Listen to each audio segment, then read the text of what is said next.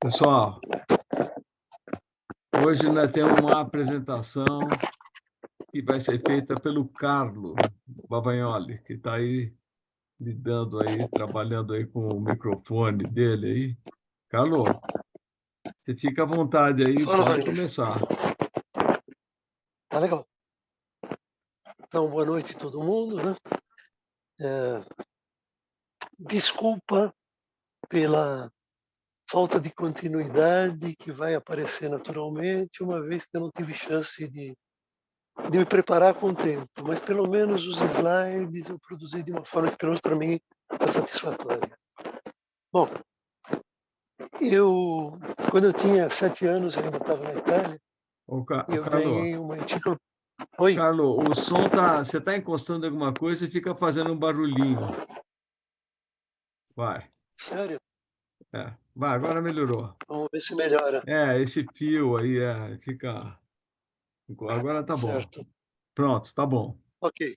É. Então, eu tinha 7 anos quando eu ganhei a versão italiana do Tesouro da Juventude, a tal da Enciclopedia dei Ragazzi. Eu estava ainda na Itália, né? E lá fuçando assim, eu descobri um belo dia que um tal de Napoleão tinha conquistado meia Europa em pouquíssimo tempo. E, bom, eu não tinha muita noção de história, provavelmente até nenhuma, né? Mas eu tinha uma noção geográfica razoável. Então eu fui vendo naquele livro onde é que estavam as principais batalhas, eu ficava perseguindo o exército de Napoleão ao longo das diversas batalhas que ele travou na vida, né?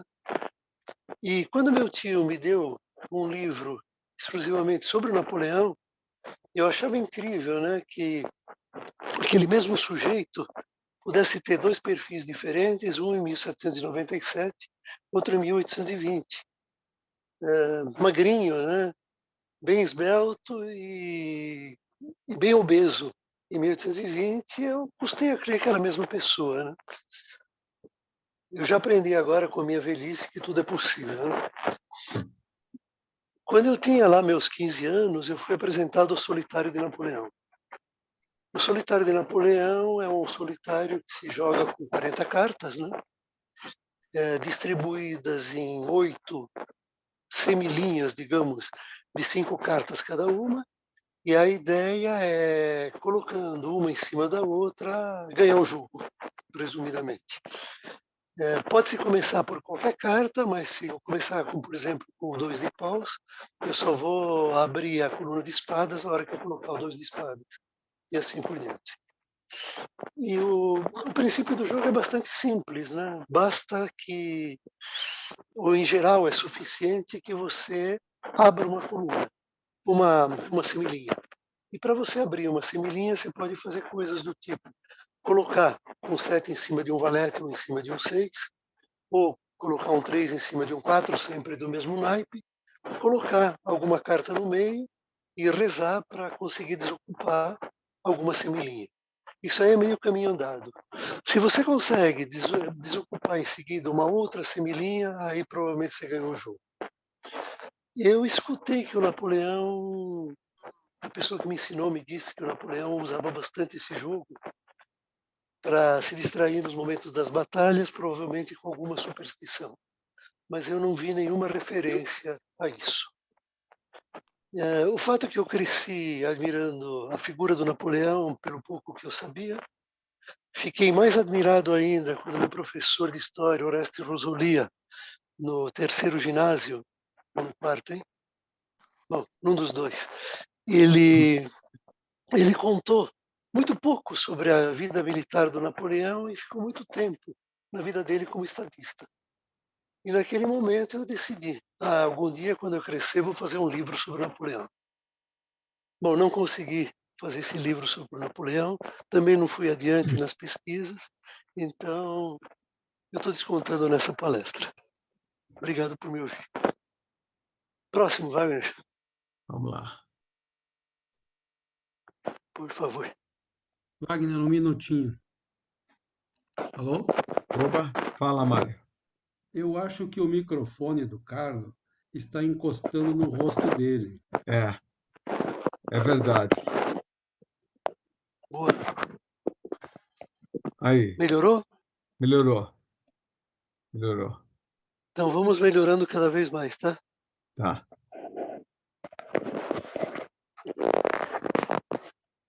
Bom, pronto. essa primeira figura no alto à esquerda, ele mostra onde fica a Córcega. A Córcega foi onde Napoleão nasceu. Então ela é uma ilha, né, uma ilha mediterrânea. Ela fica logo acima da Sardenha. O norte dela aponta para Gênova, na Itália, né? E se você olhar a leste, tem uma pequena ilha antes do continente propriamente dito. Essa ilha chama Ilha de Elba e vai ser importante também na nossa palestra. A Córcega pertence à França e tinha acabado de ser negociada com a França quando Napoleão nasceu. Então Napoleão, tecnicamente é um francês, mas ele descende de uma família italiana, né. E o que nós vamos acompanhar é exatamente a carreira dele, a vida, o progresso dele como militar, como estadista. A gente vai verificar alguns contemporâneos dele, algumas curiosidades a respeito, as opiniões que se tem sobre ele e o legado que ele deixou.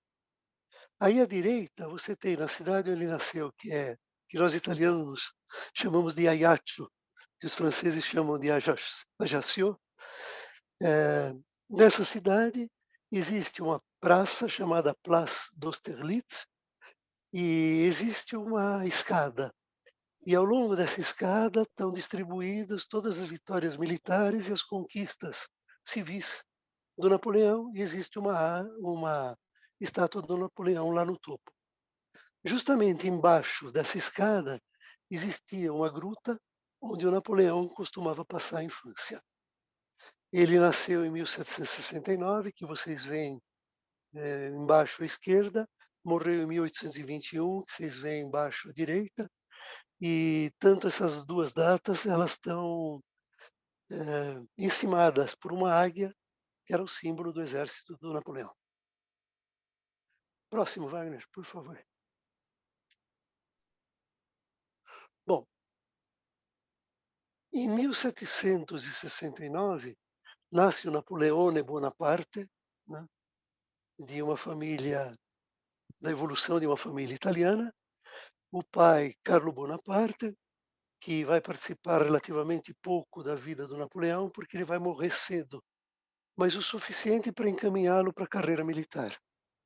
E a mãe, Letizia Ramolino, que depois vai ser conhecida na França como Madame Mère, a Madame Mãe, né?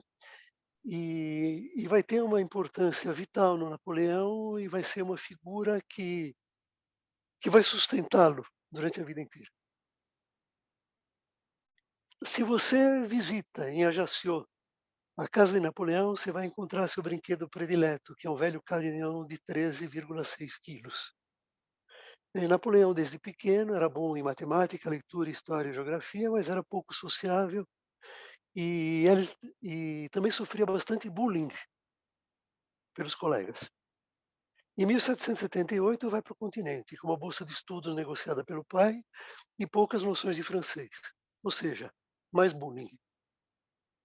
Em 1783, ele mostra, né, no seu comecinho, né, de escola militar, todo o seu talento na hora que é simulada uma briga de bolas de neve. Normalmente, o pessoal que defende ganha, porque eles se abrigam. E o pessoal que ataca recebe bola de neve toda hora nas fuças porque está descoberto. Então, o que faz Napoleão? Ele cria uma estratégia de mirar sempre o mais fraco dos adversários com todos os elementos do seu time. E com isso daqui ganha a briga das bolas de neve e algum respeito.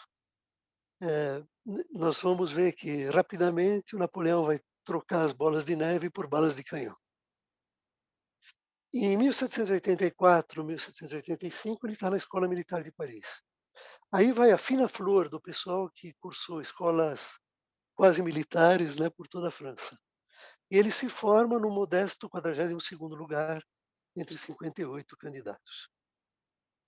Aí ele escreve algumas coisas interessantes já na época. Primeiro, para encontrar a própria felicidade, você deve trabalhar para a felicidade dos outros. Uma outra, quanto mais o espírito é forte, mais é necessário que ele haja, porque ele morre no repouso e ele vive no exercício. Napoleão estuda a arte da guerra, grandes filósofos, de preferência Rousseau. O mesmo Rousseau que tinha dito faz algum tempo que o melhor lugar para se viver era a Córcega. Certamente ele mudou de ideia depois que a França tomou posse. E ele lê bastante coisa sobre pensadores políticos. Quando chega 1789, o ano da Revolução, Napoleão declara que esse ano parece que tem bons presságios para pessoas honestas. 1792 é promovido a capitão, testemunha o massacre da Guarda Suíça do Rei, obra da Revolução Francesa, e aí, em 1793, ele vai para Córcega, e nessa hora ele tem que tomar partido, que os corsos estão revoltados, chefiados por um Pasquale Paoli que já tinha se revoltado, pedindo a independência logo depois da cessão para a França, e aí ele percebe que ele não pertence mais à Córcega. Cai a ficha número 1, ele volta com a família para a França e ele decide ser francês. Próximo, Wagner, por favor.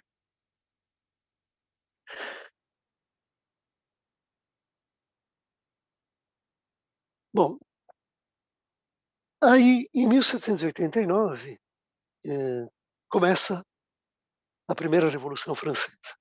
Vai haver outras depois. Essa primeira Revolução Francesa, ela me surpreendeu a hora que eu estava tentando montar a apresentação, porque a maioria dos textos faz essa revolução ir até 1799. O que a gente tem estudado é que ia até 1795. Mas enfim, vamos entender por quê. O princípio básico da Revolução Francesa são 3 palavras, né? Liberté, égalité, fraternité, das quais as 2 primeiras fazem parte da Constituição da Revolução Francesa e a terceira, estranhamente, não, né. E a Revolução Francesa, ela, no início, né, ela está preocupada em atenuar, pelo menos, a importância do rei, o tal de Luís XVI. O Luís XVI é casado com Maria Antonieta, e a Maria Antonieta tem o sobrenome de austríaca. Em português, tudo bem. Em francês, l'Autrichienne, chêne é exatamente a versão francesa da palavra cadela. Então dá para ter uma ideia de quanto essa Maria Antonieta era popular na França. O documento mais importante da Revolução Francesa é, e o inicial, a Declaração dos Direitos do Homem e do Cidadão. Eu eu fico muito chateado de falar pouco da Revolução Francesa, que ela merece muito mais. Próximo, Wagner, por favor.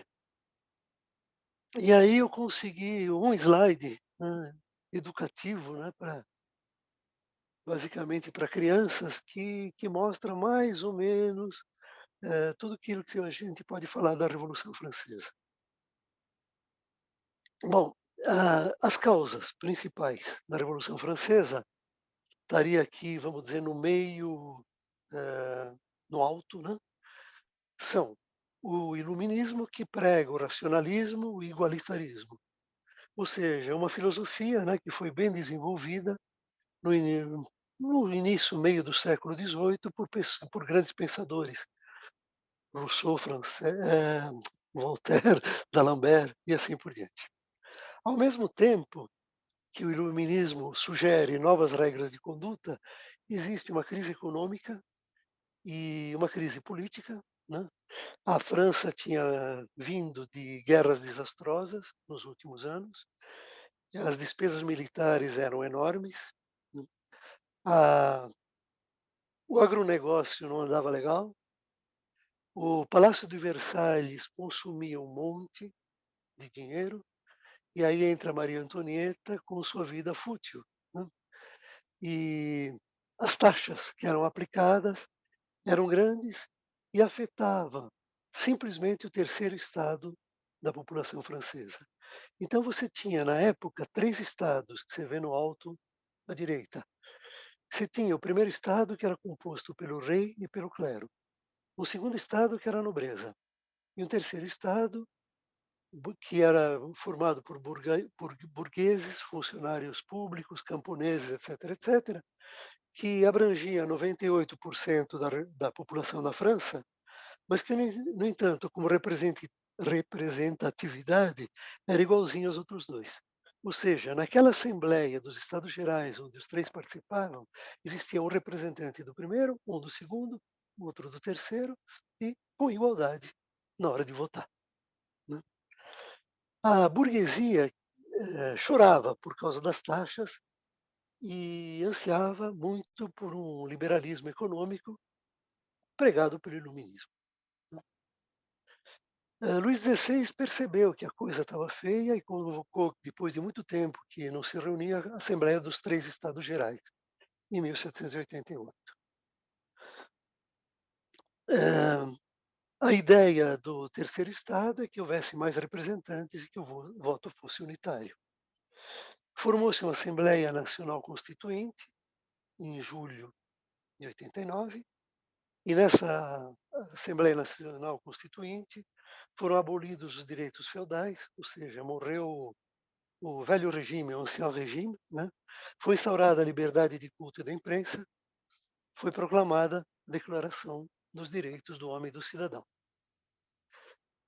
Logo em seguida, foi tomada a Bastilha, né? E o Poder Legislativo passou para as mãos de uma Assembleia Nacional Constituinte, com as reformas administrativa, eleitoral, econômica e religiosa. E a Assembleia Legislativa montou uma monarquia constitucional, de modo que, se o Luís XVI, em 1789, era o rei da França, em 1791 ele era o rei dos franceses. E ele foi perdendo rapidinho tanto os direitos quanto as esperanças, fugiu, foi preso e foi guilhotinado mais tarde. Nessa convenção nacional havia aproximadamente umas 800 pessoas, quase 150 de esquerda declarada. Havia 3 grupos de esquerda, né? Os girondinos, que eram moderados, os jacobinos, que eram mais radicais, e no meio os cordilheiros, que juntavam os intelectuais e os profissionais. Existiam 260, mais ou menos, que torciam para a monarquia, e havia 350 de centro, que, como todo bom centro, se moviam para a direita ou para a esquerda, de acordo com os fatos, né? E então, Luís XVI foi preso em agosto de 1792, mais tarde foi julgado e executado. E, enquanto isso, os países, todas as monarquias em volta, perceberam o perigo de que as ideias de que a Revolução se alastrassem e declararam guerra à França. Então, montaram uma primeira coalizão, ou seja, uma coligação, né, de países que combateram contra a França e, para a sorte da Revolução Francesa, teve uma vitória muito significativa em 1792, que, de certa maneira, repeliu os inimigos, embora a guerra continuasse. Em março de 1793, foi montado o Tribunal Revolucionário. E a coisa foi de mal a pior. Em setembro de 1793, iniciou-se o terror, criou-se a Lei dos Suspeitos. Isso se estendeu até julho de 94. 17.000 pessoas foram guilhotinadas, inclusive o inventor da guilhotina. 500.000 pessoas foram presas, né? E, finalmente, né, Robespierre foi morto. Foi instaurado um diretório composto por 5 elementos girondinos. Os jacobinos perderam totalmente o poder, né? E esses 5 elementos se chamaram diretores e tinham a função de dirigir o país desde 1794. Esse diretório vai durar até 1799.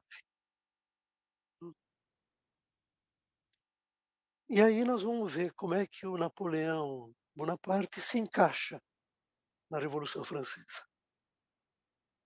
Gente, pode parecer o contrário, mas eu sou um cara aberto ao diálogo, tá? Fiquem à vontade.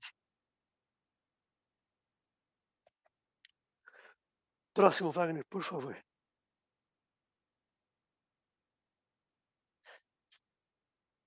Então vamos ver o início da fama do Napoleão.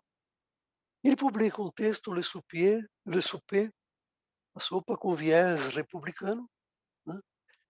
E em seguida participa como comandado do cerco de Toulon. Toulon é um porto pertinho de Marselha e ele tinha sido tomado pelos ingleses, né? E o Napoleão vai lá, não como todo-poderoso, mas simplesmente como um pequeno cabo, né? E devagarzinho ele toma conta da garrafa. Quer dizer, ele percebe que o general é incompetente, né? Ele se põe à frente, né? E ele causa o seguinte comentário: se a gente for ingrato com esse oficial, ele vai se autopromover. Ele consegue realmente conquistar um forte, né? Com o sábio manuseio dos canhões. Então é nesse momento que ele começa a dedicar artilharia pesada, né? E ele cria todo um mito em volta dele, né? Um outro colega diz: esse moto perpétuo, essa agitação física que começa pela cabeça e vai até as últimas extremidades do corpo, é meio indomável. Em 1794, por conta desse sucesso, né, de liberar Toulon, ele é promovido a general da brigada. Só que durante esse tempo ele trava amizade com Augustin Robespierre, que é exatamente irmão daquele Robespierre que instaurou o terror. E na hora que os jacobinos são engavetados, ele é preso por uma conduta suspeita. Acusam-no de um plano liberticida, né? E aí ele vive na cadeia por algum tempo e quando sai, vai para o ostracismo. Então é interessante o relato que faz dele essa Laure Permont, que vai ser esposa de um general de Napoleão, mais tarde. Ele tem passos incertos, chapéu imundo, não usa luvas, as botas são muito mal feitas, a aparência é pálida e doentia. Essa é a cara do Napoleão, nesse meio tempo, à espera que alguma coisa aconteça. Bom, essa coisa acontece em 1795. O povo de Paris se revolta contra o diretório. E um dos membros do diretório, um tal de Barras, que é um cara tão corrupto e tão desagradável quanto inteligente, né? Ele lembra do Napoleão. E aí existe uma data famosa, o 13 Vendemiário. Lembra, nós estamos em época de Revolução Francesa. A Revolução Francesa tinha batizado os meses com nomes muito mais próximos da realidade, né? Então eles refletem as colheitas, o clima e assim por diante. Então no 13 Vendemiário, que corresponde ao 5 de outubro, Napoleão é chamado pelo diretório.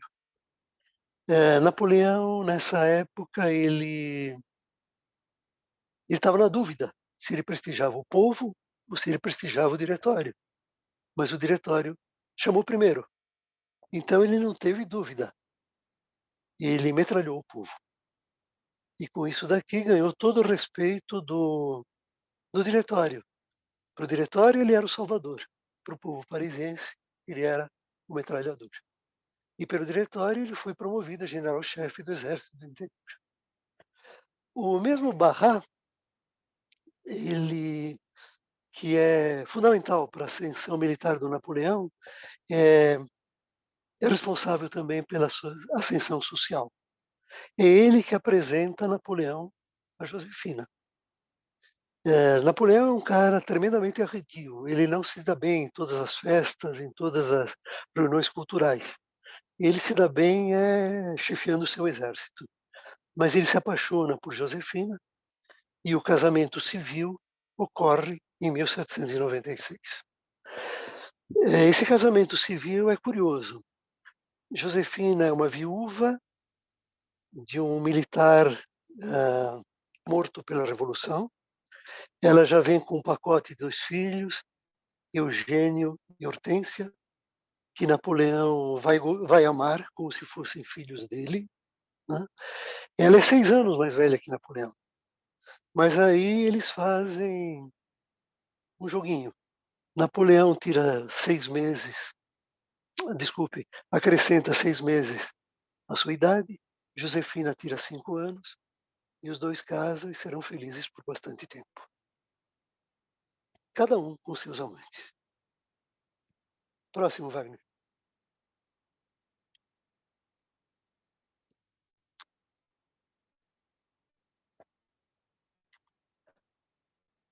Bom, Napoleão vai encarar uma campanha militar na Itália, e na Itália existem diversos exércitos aliados, entre eles piemonteses e austríacos. Piemonteses que são, vamos dizer, a raiz da Itália, né, e os austríacos que dominam boa parte da Itália, por exemplo, a região de Veneza.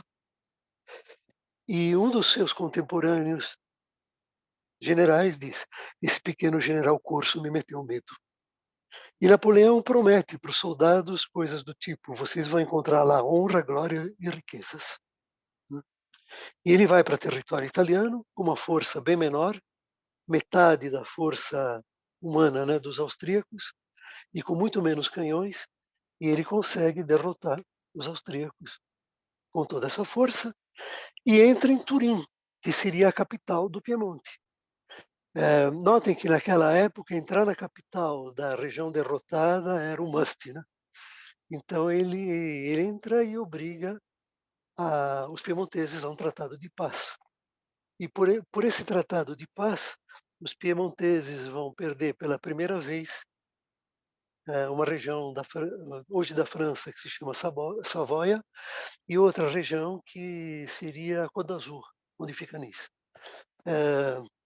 Se algum dia a gente falar da história da unificação italiana, que foi muito bem proposta, né, pelo Roberto Húngaro, jamais vou conseguir falar direito o nome dele, eh, a gente vai ver que essa mesma região vai ser cedida para a França pela segunda vez. E a gente vai entender o porquê disso já já. Bom, Napoleão, depois de uma grande batalha em Lodi, ele declara: "Só à noite eu me senti um homem superior". E aí ele entra triunfalmente em Milão, capital da Lombardia, né, e aí ele faz um apanhado, né, de todos os de um monte de tesouros de arte que remete para a França. Esses tesouros de arte estão sendo devolvidos, né, e quase a totalidade foi devolvida. Uma curiosidade é que dizem que a Gioconda fez parte dessa remessa. Isso não é verdade. O Leonardo levou a Gioconda com ele quando ele foi para a França. E aí, mais tarde, ele deu para o Francisco I, que era o rei da França. Bom, Napoleão já tem excessos de autoestima, né? E eu vi o mundo desmoronar a meus pés como se eu estivesse pairando no ar. E aí ele vai se dirigindo na região de Veneza, né? E com mais 2 sangrentas batalhas, ele obriga os austríacos a pedir arrego nas portas de Viena. Então Viena ele não conquista desta vez, né? Existe um famoso uma famosa lenda da bandeira na ponte, né, que o nosso amigo Napoleão, vendo que a bandeira na ponte vai ser capturada pelos austríacos, vai lá, se arrisca a sua vida e arranca a bandeira. Então ele não era fraco não, né. Ele introduz novidades nesse tipo de guerras, né. Ele usa as peças de artilharia, ou seja, os canhões que ele tanto gosta, como suporte móvel à infantaria. E alguma coisa baseada no telégrafo óptico, ele consegue montar telecomunicações. E é nesse momento também que ele monta a espionagem do inimigo com resultados muito satisfatórios. Nós vamos falar disso mais adiante. E aí cai a ficha número 2. Ele percebe que esse nome italiano não está ajudando. E então ele afrancesa, afrancesiza, sei lá, o nome para Napoleão Bonaparte. Ou seja, o primeiro nome fica totalmente francês, o segundo nome ele tira o U e fica um Bonaparte, né. As glórias não demoram muito tempo, ele percebe que precisa agir de novo e ele propõe ao diretório que conquistar o Egito.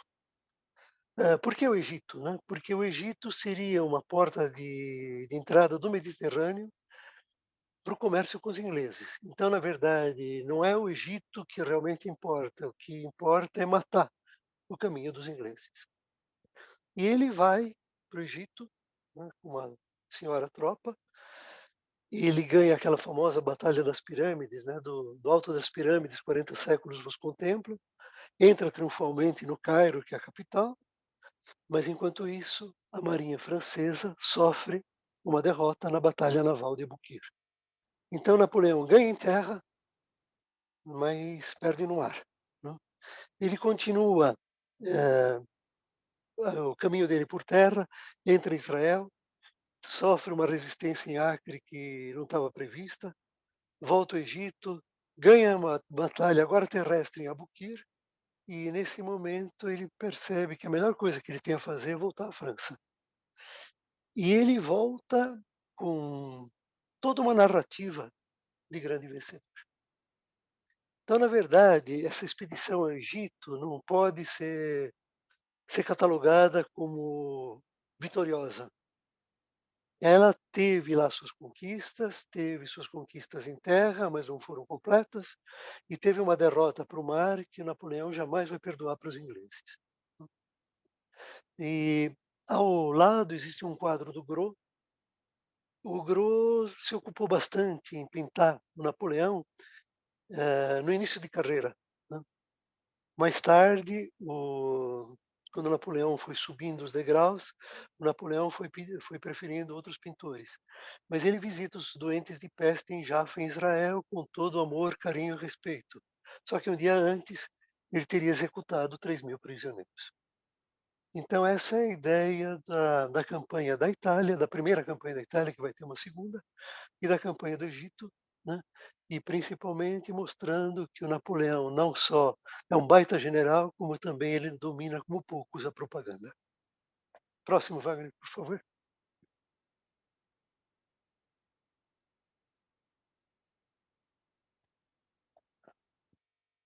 Bom, os 5 membros do diretório são fracos e corruptos. 2 deles percebem a situação, o terceiro lava as mãos, e Napoleão, o Salvador, vê uma grande oportunidade para o golpe de Estado. Bom, esse golpe de Estado tem toda uma manobra política, né? Primeiro, ele desloca o Conselho dos 500 para outra cidade, né? E aí, na hora que ele faz o discurso, ele é violentamente vaiado, gritam abaixo o ditador, e ele vai dizer que os desordeiros me associam ao restabelecimento do domínio sanguinário. Quis falar com eles, mas eles me apontaram punhais. Nesse momento, Luciano Bonaparte, irmão do Napoleão, e, e um grande cabeça, né? Ele percebe toda a situação, toma conta da garrafa e se apresenta ao Conselho dos 500, dizendo: juro que furarei o coração dele se ele renunciar ao seu amor à República. E aí, enquanto o pessoal está assim, chove não molha, né, entram 6.000 granadeiros munidos de baionetas e dispersam o Conselho. No dia seguinte, o 19 Brumário, que os poucos que ficaram no Conselho sacramentam, né, o golpe do Estado e a derrubada do diretório. No entanto, o dia que ficou famoso foi o 18 Brumário, que é um dia antes, né, 9 de novembro de 1799. E nesse momento, então, o diretório é dissolvido, e com ele, vamos dizer, a Revolução Francesa, né, e o poder passa para 3 cônsules, que são Napoleão, o Sieyès e o Roger Duclos. O Sieyès e o Roger Duclos não têm lá grande representatividade. Meses depois, Napoleão é o primeiro cônsul. Ele se muda para o Palácio das Tuileries, né? Mas ele sabe o que aconteceu com Luís XVI. Né? E aí ele fala a frase famosa: estar nas Tuileries não é tudo, é preciso saber permanecer. Ele fica pouco tempo, porque logo depois aparece uma segunda coalizão e uma segunda guerra relâmpago na Itália. E essa guerra relâmpago se conclui num tratado de paz com a Áustria e com a Inglaterra. A Inglaterra não participa diretamente dessas guerras napoleônicas por enquanto, tá? Ela simplesmente financia, né, e dá todo o suporte moral. Bom, para vocês terem ideia, a batalha que resolveu essa guerra foi em Marengo, fica no Piemonte, pertinho de Alessandria, né? E a França, para variar, tem um número inferior de soldados e um número inferior de canhões, né? E essa batalha de Marengo, ela tem duas fases. Numa primeira fase, está perdida. Mas aí chega um reforço do general Dezé, e o general Dezé diz: Napoleão, são apenas 2 da tarde, ainda temos tempo para vencer outra batalha. E realmente, com essa carga do Dezé, a batalha de Marengo está ganha, né? A pena que existe é que Dezé morre nessa batalha, e o Napoleão escreve aos colegas cônsules lamentando a perda do Dezé. Se vocês olharem as baixas, né, a França perdeu 7.000 pessoas, os aliados perderam 14.000 entre mortos, feridos e prisioneiros, e perderam 40 canhões. E a partir do momento que existe esse tratado de paz com a Áustria e com a Inglaterra, Napoleão desponta como um homem de paz.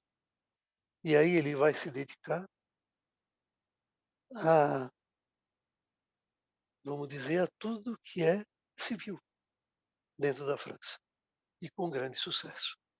Próxima, Wagner.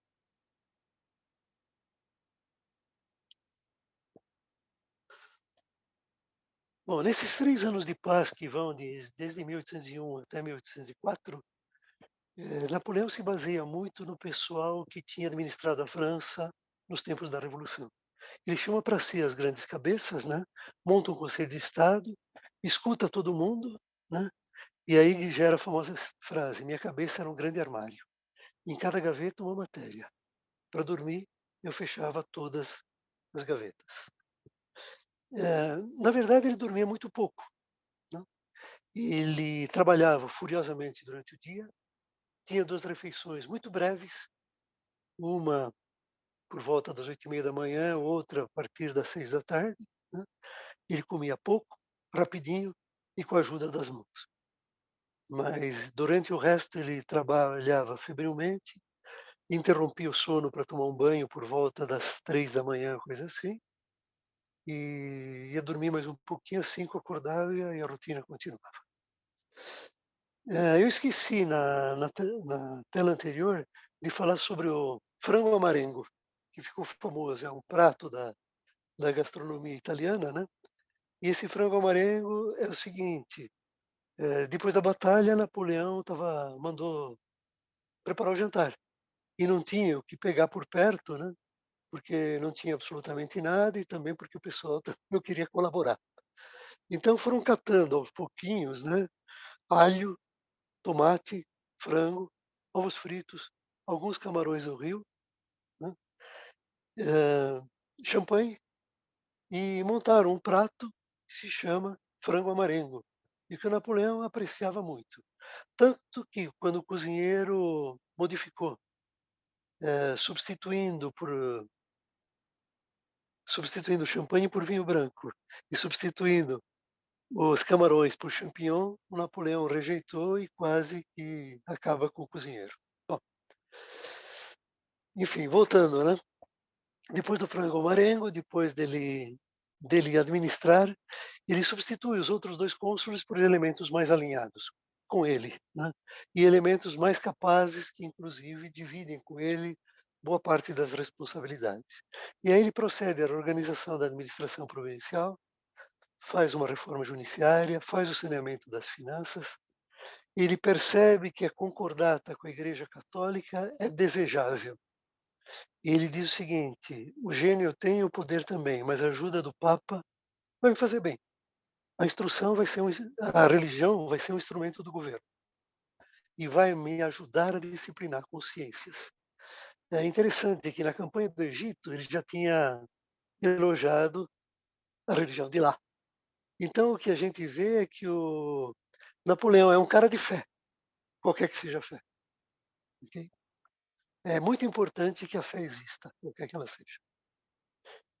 Ele faz a concordata com a Igreja Católica, então se reaproxima com o Papa, que tinha se afastado por conta da Revolução Francesa. Né? Em 1804, os três cônsules, né, lançam o Código Civil, que está mostrado, cuja primeira página está mostrada à direita, né, desaparece a aristocracia feudal, são reafirmados os princípios sociais de 1189, igualdade perante a lei, Estado é leigo, há uma liberdade de consciência e liberdade de trabalho, e com isso daqui, Napoleão e os cônsules, né, introduzem na Europa as bases da burguesia e da sociedade moderna. A carreira de Napoleão vai evoluindo, ele fica eleito cônsul por 10 anos, cônsul vitalício, cônsul hereditário, e nesse meio tempo, naturalmente, existem atentados e conjurações que ele tira mais ou menos de letra. Né. Nesse meio tempo, alguém sugere a volta à realeza, mas aí a república não comporta a realeza, mas ela comporta o império. Então, por uma decisão do Senado de 1804, é de maior interesse para o povo francês confiar o governo da república a Napoleão Bonaparte, imperador hereditário. Nós falamos assim por cima dos horários do Napoleão, vamos falar também por cima dos plebiscitos que ele organiza, né?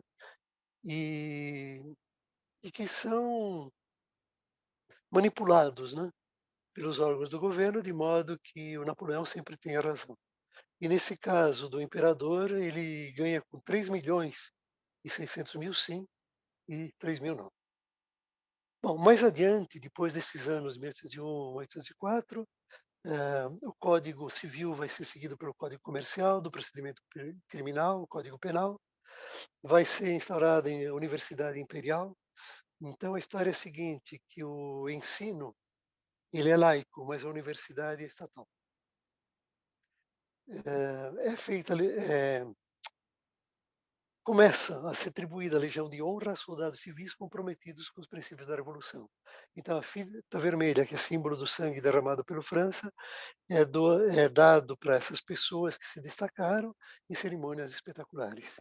E nesse meio tempo também tem um todo-poderoso esquema controlando informações. Napoleão quer ter relatório de tudo quanto é de todas as províncias. Ele vai acumulando esses relatórios, então existe uma violenta depuração das informações, né? E da mesma maneira que chegam as informações, a censura age e a espionagem também, interna e externa. Próximo, Wagner, por favor.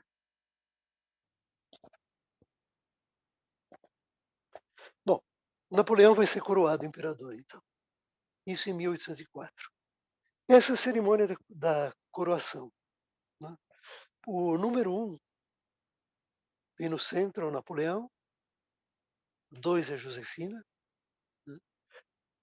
3 é a mãe de Napoleão, Madame Mère, né, nessa hora. 4 e 5, no canto à esquerda, são os irmãos de Napoleão. Tirando Luciano, porque nessa altura ele já tinha percebido que Luciano era um cara perigoso. Ele podia eclipsar o próprio Napoleão.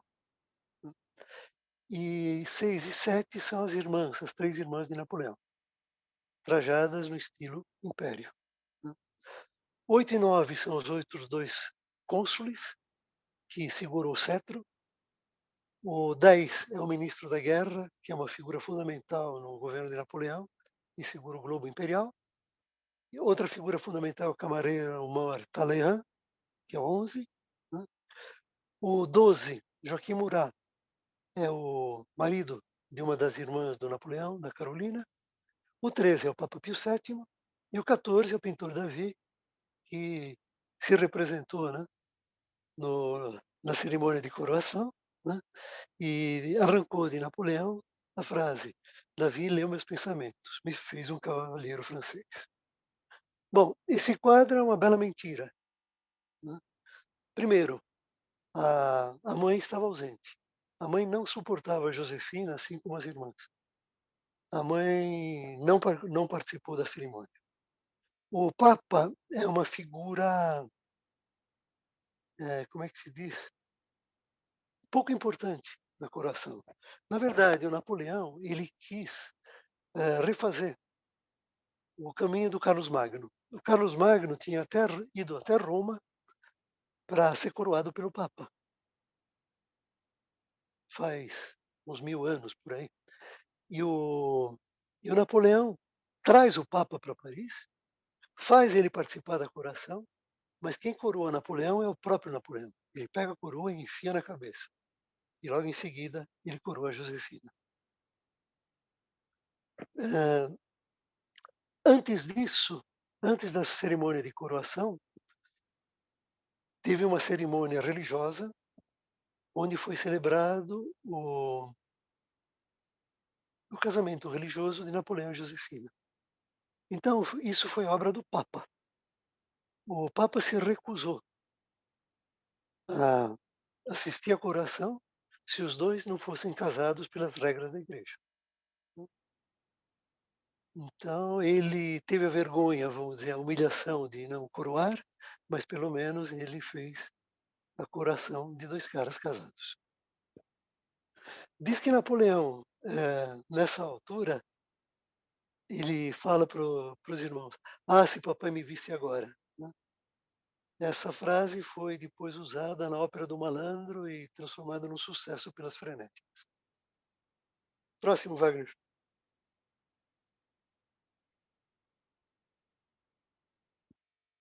Então, no próximo, a gente vai ver algumas coisas do grande exército, da grande armê. E, para vocês terem ideia dos números, né, em 1805, tinha 400.000 pessoas na infantaria, 77.000 na cavalaria, 23.000 na artilharia, 15.000 no gênio. Esse gênio, ele é importante porque são pessoas que sabem realizar e manter obras de infraestrutura para suporte às atividades de guerra, né. O exemplo mais típico é construir pontes. Eles têm que atravessar o rio, não tem ponte, esse pessoal constrói em pouco tempo. E a própria guarda de Napoleão. Bom, nesse meio tempo, existe um grande organizador desse grande exército, que é o general Berthier, né. A ideia do Napoleão é manobre, manobre, manobras das tropas e tudo, né. Nesse momento, a cavalaria ligeira fica extremamente importante, é a cavalaria ligeira dos hussardos, né. O chefe dos hussardos diz: "Se um hussardo estiver vivo aos 30 anos é porque ele é um patife, ele é um covarde", né. E assim eles vão montando todo um aparato de guerra às margens do Canal da Mancha, quer dizer, eles estão visando a Inglaterra. Só que para combater com a Inglaterra, eles precisam atravessar o Canal da Mancha. Eles fazem exercícios eh, bélicos, né? Ou quase bélicos, do lado francês, com toda essa grande armada nas proximidades, na frente da Inglaterra, mas enquanto isso, a Inglaterra mais uma vez derrota os franceses via mar numa batalha naval de Trafalgar. Quem foi para Londres deve ter visitado o Trafalgar Square e deve ter visto uma estátua que existe lá em Trafalgar Square, que é a estátua do Almirante Nelson, que ganhou as duas batalhas navais que ele fez contra os franceses, Trafalgar e Abukir, lá nos tempos do Egito. E o azar é que ele morreu em Trafalgar, né. Essa batalha de Trafalgar foi imortalizada, né, pelos quadros do Turner, né. A, a maioria dos pintores que a gente vai ver e aparecem, por exemplo, até agora, tipo Davi, tipo Ingres, que vai mostrar o Napoleão sentado no trono. Os franceses, eles são neoclássicos. Os, os não franceses, o Turner, por exemplo, é um pintor romântico. Bom, aí o Napoleão, nesses anos 1805, 1809, ele tem briga com três mais colisões. Essas colisões envolvem, normalmente, Áustria, Prússia, Rússia e Inglaterra. A Inglaterra entra sempre com suporte financeiro, né. E ele ganha todas três, contra essas três coalizões. Quando acaba a terceira coalizão, ele cria obras do tipo a Igreja da Madeleine, os dois arcos de triunfo, um perto do Louvre, o Arco de Triunfo Carrossel, outro da Étoile, que fica lá, né, naquele grande cruzamento de avenidas. Né? E em 1806, percebendo que Napoleão não consegue derrotar os ingleses por terra, porque jamais os ingleses irão enfrentá-lo por terra, ele decreta o bloqueio continental. Ou seja, todos os países da Europa são obrigados a não comerciar com a Inglaterra. O desfecho da quarta colisão é interessante. Na hora que ele invade Berlim, ele percebe o charme da rainha Luísa da Prússia, né, que, no entanto, odeia o Napoleão e sempre empurra o marido para lutar contra os franceses. E quando ele derrota finalmente os franceses em Eylau, em Friedland, ele escuta do czar russo: odeio os ingleses tanto quanto vocês. E aí ele decide: puxa, Alexandre, então nós vamos ficar bons amigos. E realmente eles vão ser bons amigos durante algum tempo. Na quinta coalizão aparece uma batalha interessante, de Essling. E nessa batalha percebe-se que é possível já empatar contra Napoleão. Essa batalha de Essling é uma batalha de resultado duvidoso. Bom, em 1809, com 130 departamentos, a França se estendia de Cádiz a Hamburgo. Pode parecer estranho Cádiz, porque Cádiz fica na Espanha, mas vai ficar mais fácil de entender nos próximos slides. Então, dominava meia Europa. Né? E, o, e o Napoleão, ele, na expressão do Victor Hugo, ele deixava Deus encabulado. Vocês terem ideia do que era Napoleão. No próximo, Wagner, por favor, a Batalha Perfeita de Austerlitz. Né? Para variar, Napoleão tem um efetivo menor, mas ganha. Né? E ainda toma 180 canhões dos aliados austríacos e russos. Né? E tem a famosa frase para os soldados: basta que vocês digam, eu estive em Austerlitz, e eles dirão, aí está o herói. Próximo, Wagner. Estou indo rápido aí nas guerras, que nos interessa um pouco. Então, no próximo, né, da quarta e quinta coalizão, existem de novo batalhas, né, que Napoleão normalmente está em inferioridade numérica e ganha. Né? Tirando a Batalha de Wagram, onde duas coisas diferentes existem. É contra a Áustria, existe um monte de exército aliado, franceses e mais alguns, né, em cima de povos que, conquistados, prometeram apoio à França. Bom, o interessante é o seguinte: teve duas batalhas simultâneas em 1806, em Iena e em Auerstadt. Nesse meio tempo, o Napoleão tinha um exército de reserva de 25 mil homens. E esses 25 mil homens, eles não participaram de nenhuma das batalhas, porque o general tinha ideias próprias. Ainda assim, não influenciou no resultado final. Friedland foi outra batalha perfeita, que nem a Batalha de Austerlitz. Né? E resumindo, né, a importância moral do dia excedeu seu valor tático. É o que o Napoleão disse. Né? E a Batalha de Wagram, né, onde morre exatamente o cara que falou que o sardo, que passados 30 anos de vida, é um covarde. Ele era o general e ele tinha mandado nas vésperas uma carta à esposa dizendo: meu coração é para você, meu sangue para o imperador e minha vida para a honra. Né? Próximo, Wagner, por favor.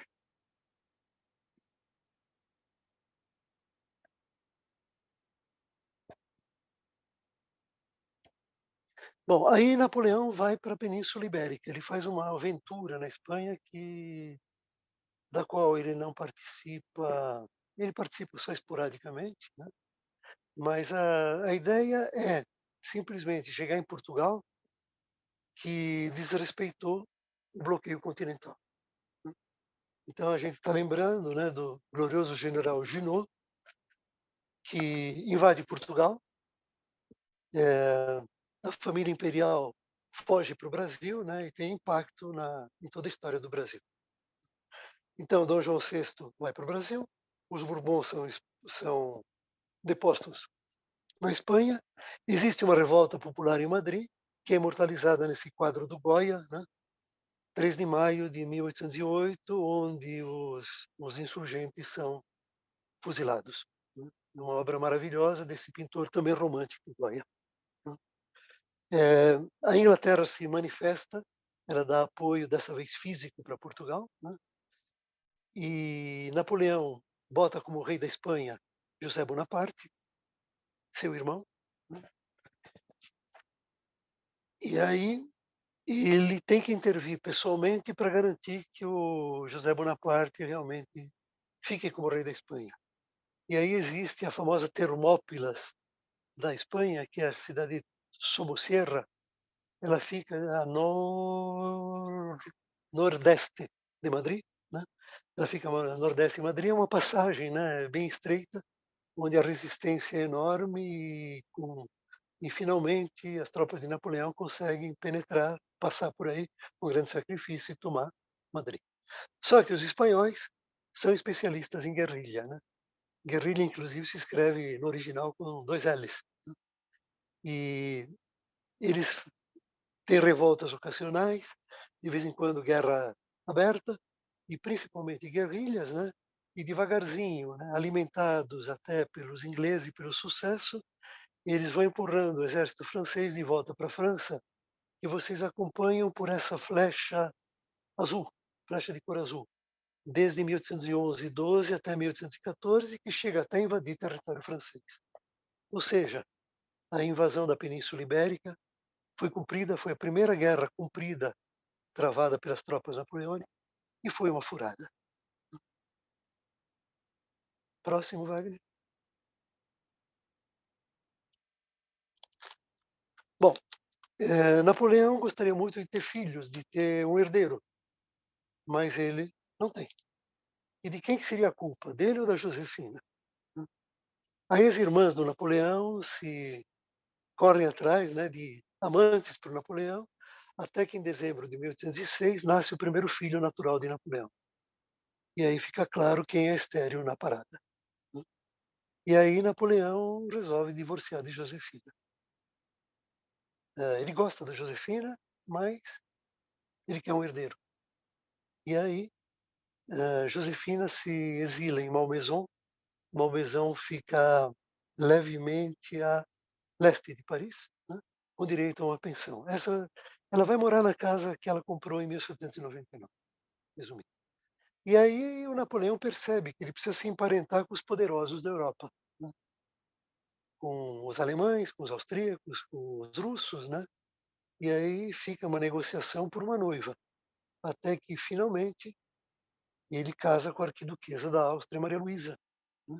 Primeiro um casamento religioso por procuração e finalmente um casamento civil em em abril de 1810, e logo em seguida uma segunda cerimônia religiosa no Louvre, e sem, e sem a presença do Papa, que já tinha se distanciado do Napoleão.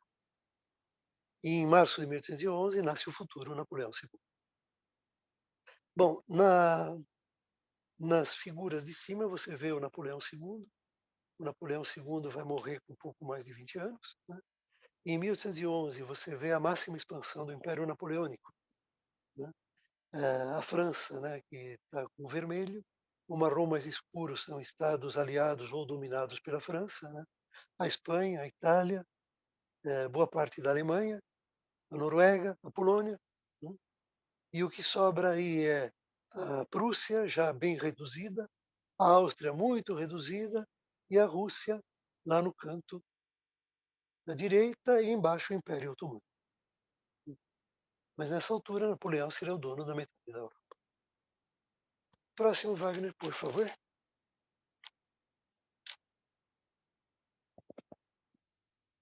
Bom, essas são 4 ilustrações da campanha da Rússia do Napoleão.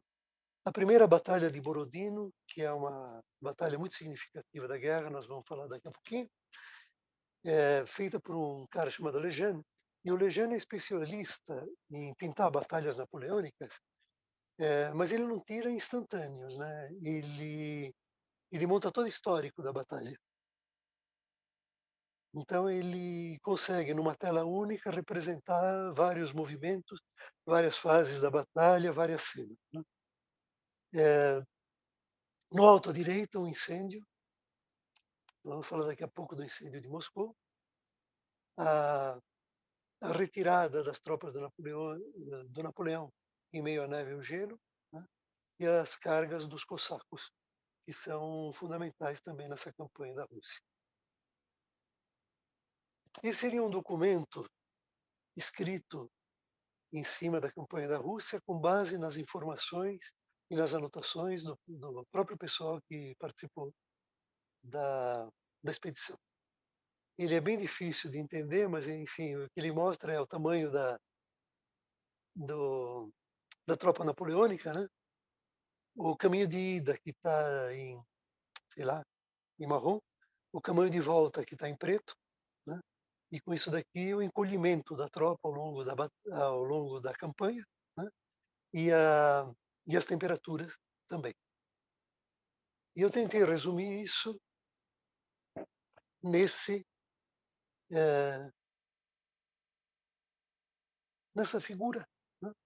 Que mostra o caminho de ida e de volta das tropas napoleônicas na Rússia. Bom, primeiro, a Rússia não foi feliz com o bloqueio continental. Ela percebeu que tinha que continuar comerciando com a Inglaterra, que a Inglaterra era um belo parceiro, né? Então teve bastante comércio clandestino. Esse comércio clandestino tinha sua razão de ser, porque quem patrulhava os mares continuava sendo a Inglaterra.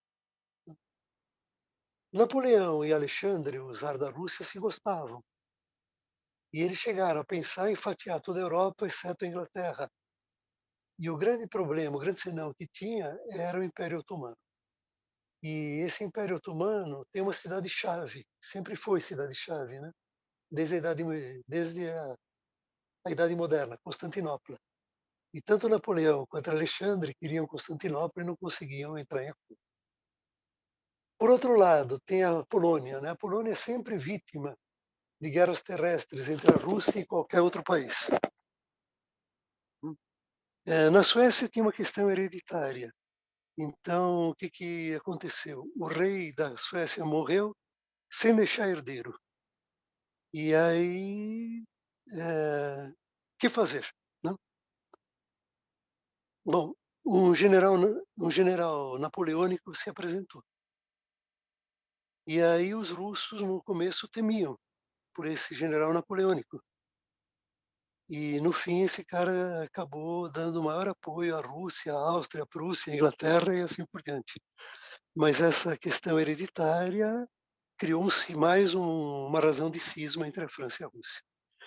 O exército russo, que não era nada demais, começou a ser bem reorganizado, né? E a reação ao bloqueio continental foi a taxação dos produtos de luxo, tipo perfumes e que tais, que vinham da França. E estava na cara que a aliança franco-austro-prussiana, que tinha sobrado das guerras da terceira, quarta e quinta coalizão, era uma aliança bastante frágil, né? Que os russos poderiam quebrar na hora que eles bem entendessem. Em cima disso, né, armou-se todo o arcabouço da guerra contra a Rússia. Bom, então em cima, em linhas plenas, né, existe a ida das tropas napoleônicas e tracejada existe a volta da, das tropas napoleônicas. O começo é a travessia do rio Niemen, 23 de junho. O tempo está bom, né? Só que o terreno também não ajuda muito e o calor é meio infernal. Mas 650 mil soldados atravessam. Ah, eu estou no seguinte, desculpa, não avisei. Próxima, Wagner, por favor. Isso, próxima ainda. Mais uma? Isso.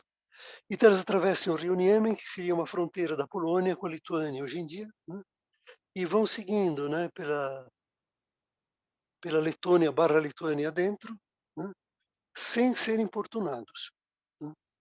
Existe uma primeira batalha perto de Smolensk, que é tomada num determinado momento, mas sem grande resistência. O que os russos fazem é o seguinte: cortam todas as vias de acesso para São Petersburgo, que fica a norte de Smolensk. As tropas napoleônicas continuam avançando, não vão avançando muito depressa. Nesse meio tempo, o alto comando dos russos foi trocado, o general Kutuzov assumiu o comando, né, e as tropas finalmente têm uma batalha em Borodino, com 180.000 soldados de cada lado. Sempre lembrando, né, que Napoleão, na sua avançada, vai largando soldados para que haja uma reserva mais tarde.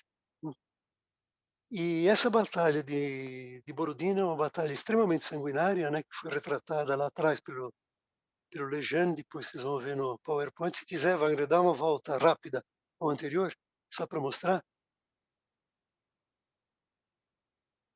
2 voltas para o anterior, mais uma. Isso.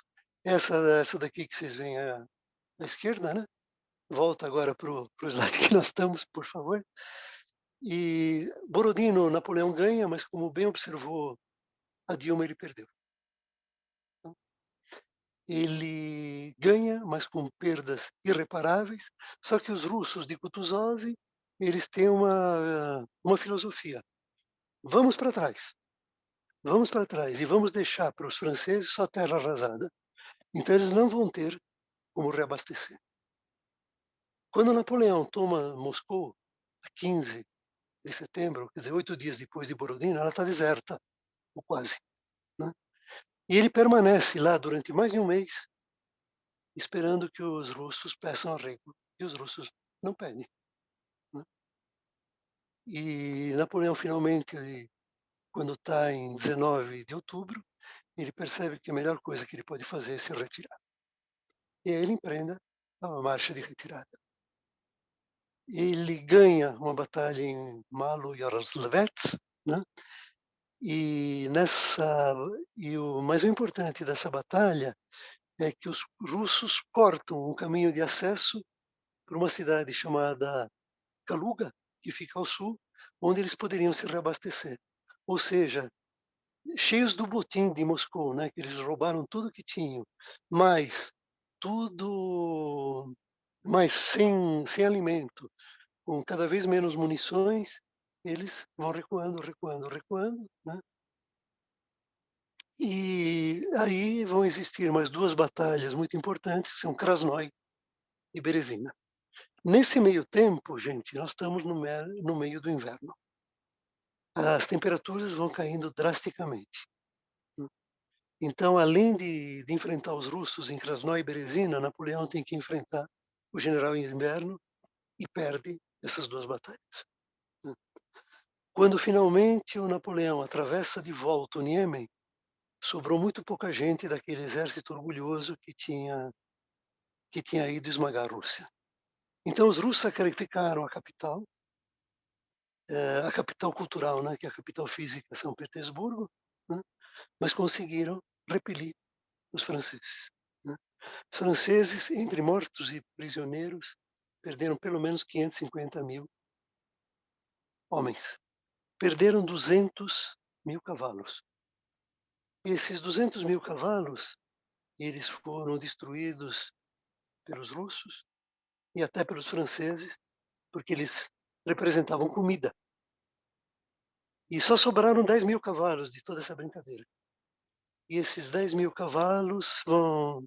E esses 190.000 cavalos que se foram vão fazer muita diferença nas campanhas posteriores, porque a cavalaria do Napoleão tinha atingido um estado da arte.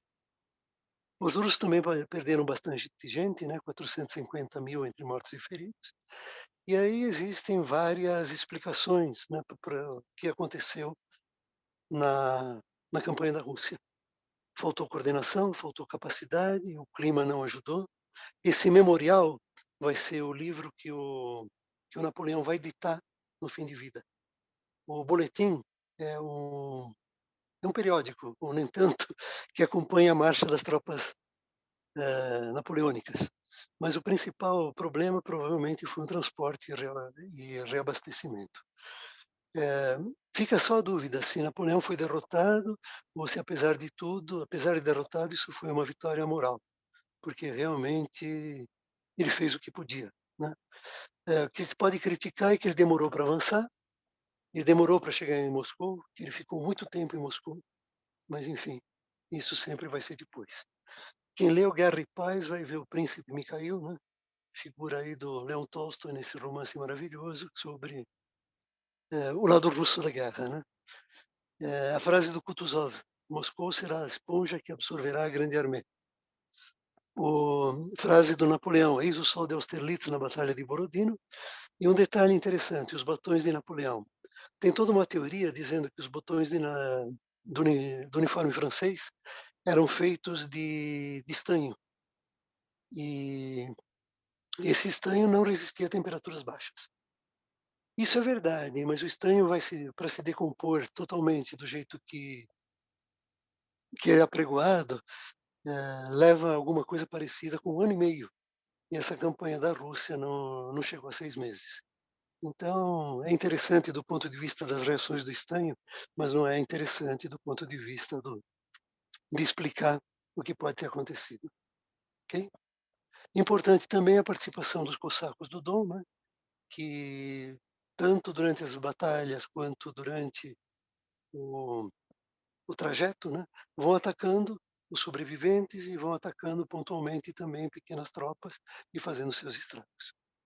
Ok. Próximo, Wagner. Gente do céu. 9h15. Eu estou um pouco além da metade, Wagner. O que eu faço? Olha, Carlos, a gente pode interromper e marcar uma segunda, ou você vai mais rápido, enfim. O que você acha? Qual é a sua sugestão? Eu não consigo ir muito mais rápido aqui, Tá. porque eu Não, acho que tem que ser uma então segunda. a gente pode interromper agora e marca a continuidade. Tá legal. Acho Aí uma boa Então, agora ideia, só, porque você está quer um muito pouco boa a mais. narrativa. É, Eu acho que fazer uma segunda rodada é bom. acho que é bom, sim. Você gostaria de tá caminhar um legal. pouco mais na frente ainda, ou, Carlos? Ou, o que que Acho que Não, tá não você... queria bom. caminhar para frente, eu queria ir para trás, Ah, no segundo slide, acho. sim. Vai só no segundo slide. Isso, Esse. segundo. Tá. Não, o segundo da apresentação inteira. Da apresentação inteira? Ah, Isso, por favor. bom, eu tenho que ir dessa forma, porque eu estou como... Tá Eu bom, estou com... Opa, então... sem problemas. É aqui? Não, não, Aqui? não. Sim, esse aí, esse daí. Tá. Então, veja o que aconteceu até agora, né? Só para ter uma ideia. Nós falamos da vida, né? Desde o começo. Nós falamos da campanha militar de Napoleão até as primeiras derrotas, né? Aham. Napoleão não foi derrotado na Espanha pessoalmente, mas as tropas napoleônicas foram, né? E foi Uhum. derrotado na Rússia pessoalmente. Então Napoleão era vencível, o que é um negócio muito bom. Nós vimos os grandes progressos dele como estadista, né? Que foi um slide só, infelizmente, mas a gente mostrou quanto ele se aplicou para civilizar, vamos dizer, a França, né? O Aham. que falta ainda? Faltam as últimas batalhas de Napoleão, que são 3 guerras. Faltam contemporâneos de Napoleão. Eu fiz questão de juntar os contemporâneos para dizer alguma coisa do tipo: dize-me com quem andas, eu dir-te-ei quem és, tá? Então eu vou mostrar os franceses generais de Napoleão, vou mostrar os generais inimigos, vou mostrar os imperadores, vou mostrar as mulheres de Napoleão, vou mostrar os irmãos, vou mostrar as irmãs. Legal. A gente vai ver algumas curiosidades a respeito do Napoleão. Por exemplo, nós vamos resolver o difícil problema de qual a cor do cavalo branco de Napoleão, né? Nós vamos ver as opiniões que existiram sobre o Napoleão, que são as mais diferentes possíveis, né? Teve gente que olhou muito mais para as qualidades, teve gente que olhou só os defeitos. Perfeito. E, finalmente, nós vamos falar do legado de Napoleão, e o último slide é um passeio turístico por Paris que nos remete a lugares que remetem a Napoleão. É o que está faltando. Então, Tá gente, ótimo. obrigado, desculpem Legal, invadir, não, tranquilo. Muito Excelente, bom. e vamos em frente. Dúvidas? excelente. É, Excelente, excelente. é incrível a riqueza, né, de informação. Muito rica, né? É, Muito boa a apresentação. é. Eu Muito acho que bom. vamos Ótima aguardando o apresentação. segundo tempo. Bateu na Ótimo. história, hein? É isso aí. Foi muito Foi bom. ótima, Carlos. Deu vontade agora de reler o Guerra e Paz. Agora eu vou entender melhor. Maria Eugênia, desculpa. Eu esqueci de te citar. Por Na hora quê? que apareceu o Turner, você tinha falado sobre ele. Como é que é? Na hora que apareceu o Turner com a Batalha de Trafalgar, Ah, sim. você tinha falado sobre ele, lembra? Nos paisagistas ingleses. Sim. Mas eu vou agora reler o Guerra e Paz com as suas informações. Que eu adorei o livro, mas eu não tinha uma ideia do movimento da guerra em si, sabe? Uhum. De todas Acho que essas até os batalhas. livros, né? Que acho que são 2 volumes, se não me engano. São 2 volumes, mas Isso. muito legal. Muito obrigada. Vou ver o próximo também, viu? Tá dando um eco aí com o Ivan na hora que ele liga. Mas vamos lá. Ok, Ivan, você quer falar alguma coisa aí? Não, ele saiu. Bom, mais alguma coisa? Mais alguém gostaria Minha parte, de... não. Opa, acho que então... Carlos, deixa eu fazer mais uma pergunta, então. Tem uma música do Tchaikovsky que é dedicada ao Napoleão, não é?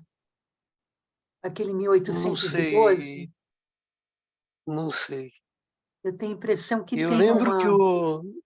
Eu lembro do que o Beethoven fez alguma coisa para o Napoleão, sim. O Tchaikovsky, eu não sei te dizer. Posso Eu vou pesquisar, não sei. procurar, eu também acho que Também. sim, mas eu não tenho Beethoven, com certeza. certeza. Beethoven, com certeza, Que... né? Com certeza, isso. Eu vou ver se eu acho. Mas acho que é Beethoven, com certeza. Acho que chama 1812, não é? Não sei. Não, do Tchaikovsky, que é 1812. Chama. E a do Beethoven é Heroica. As duas são Isso. para o Napoleão, né? Isso. Mas eu vou Bom, procurar gente, essa do Tchaikovsky, que eu me lembrei Legal. agora por Eu acaso. espero tranquilamente não, intranquilamente, que o segundo tempo seja melhor que o primeiro, assim como o do Palmeiras foi contra a Água Santa. Muito Foi bom. muito bom, é muito Ok. bom. Está sendo ótimo. Muito Muito ótimo, bom. muito bom. Foi excelente. Estamos ansiosos. Excelente. Muito obrigado. Obrigada. Obrigada, Vamos Valeu, gente. Carlos. remarcar. Obrigado. Ivan, você queria Parabéns. falar alguma coisa, mas acho que... Alô? Enfim, você está no mudo, mas tudo bem. Ok, pessoal, Alô? vamos remarcar. Eu vou ver aí a programação aí, a gente dá uma ajeitada para ver como é que faz, tá bom? Legal. Ok, boa Maravilha. noite. Boa noite. Boa Tchau, noite a noite. todos. gente. Boa noite. Um abraço. Tchau. Parabéns, Boa cara. noite. Boa noite a todos. Boa noite. Obrigada. Boa noite. Noite. Tchau, tchau.